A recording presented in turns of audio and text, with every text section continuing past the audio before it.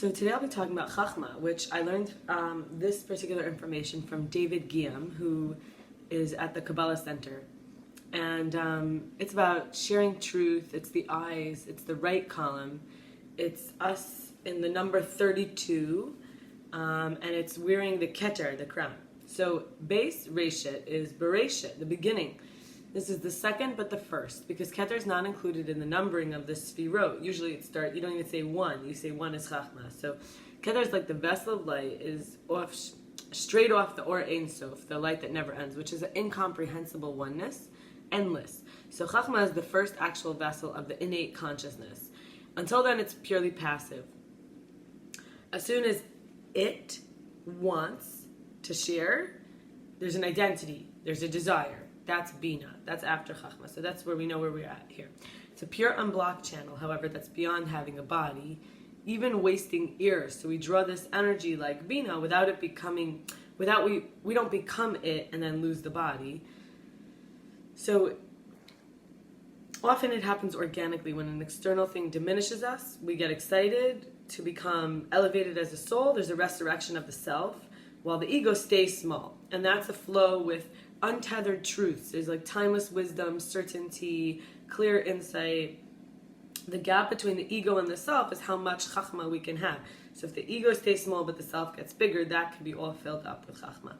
It's about not taking credit or blame, letting it be a learning, and seeing and understanding the light so much we become one and return to a state of basking in endless light and radiance, even though we have to forget that the world, when we come to this, where we have free choice, is about losing the free will, like the angels, but working for that losing. So the higher that we go is higher than them, because they don't have the free will. So angels are like bullets that are sent out straight. We send out angels, shooting straight, positive or negative, until another or something knocks it off the course. That's the pipes of energy. That's when we say you're protected from a decree, is the angel was knocked off course. It was on its way to you. It had a laser target tag. So God sends angels. We are godly. We send angels. It's happening. And so angels asked God originally, like, why are you doing that when he created the world? But when we correct our tikkun in the world, tikkun means correction, from not knowing, then knowing, from learning, we're higher than angels. So the angels have to listen when we're above them, because we're going against our nature to be godly.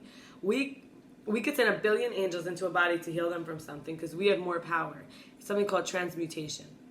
When we're above the angel at that moment, we could heal. We could heal physically. So choosing our words precisely is only creating positive angels. There's 32 passive wisdom. Now we know about the Chachma element. So 22 Hebrew letters. And the 10th dimensions, or commandments, utterances. Chachma is a superconductor, a quick transfer. There's 32 teeth. I think about how they took out some of my wisdom teeth. And the soul takes light from the food and body and spits out the shell as poop. When we chew, we separate the negative from the positive. Aleph is 1,000. Aleph is also Elef, which is 1,000. So that's why I say Aleph, which is Chachma, is also Elef. 1,000 minus 100, 1,000 to 100, not minus, sorry, like 100 to 1,000 is Bina. Like everything from, and then everything from 10 to 100 is their Anpan, which is like the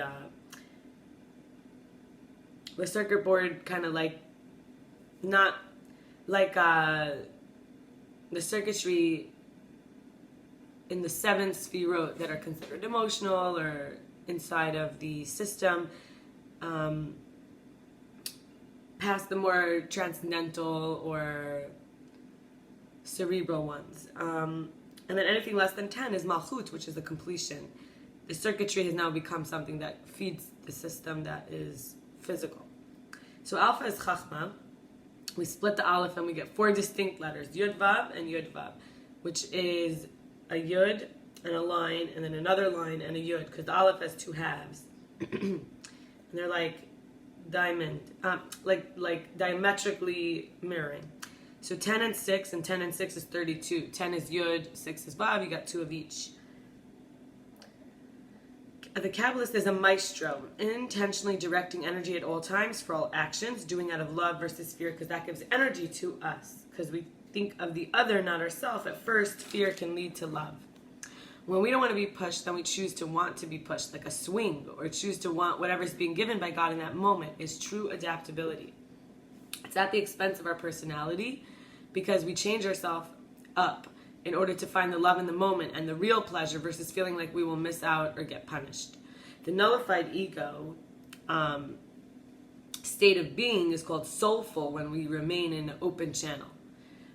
If we stay nullified, we're not soulful. Nullified means like we're not even. So if we want to have our separate soul as part of God, we're not part of the one big soul, we have to have an open channel and nullify our ego. That's earlier we said the self in the container of how much we're willing, our ego versus our self, right? So loving our neighbor as ourself is there's no separate self, no limiting construct of me, or me versus you, or me versus them, or a non-local self, really, we could think of this as a one with all, everyone is me too, endless flow in love and light. You know, it's not about being afraid of negativity. It's actually, we're doing a work here. I'm talking a lot here about chachma, right? But actually, we're not special. We're in a process. We have to love the whole picture. Our true identity is that we're just a vessel. Without knowing it is to arrive into the moment as a superconductor. So, like every moment just being a vessel, like we call in Judaism, God is the Lord of hosts.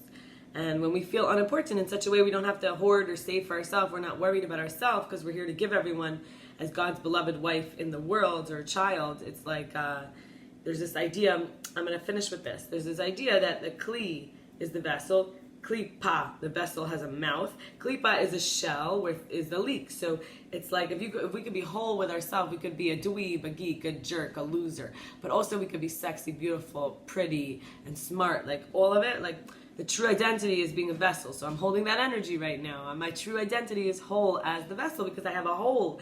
My wholeness has a hole in it to take in and let out, you know? So, other words, you know, when we think about contamination, mixtures, you know, we're thinking about circuitry that other things can come in or out. So it's good work here, and I hope that this was interesting for you, and I look forward to sharing some more interesting stuff tomorrow. Thank you. Bye.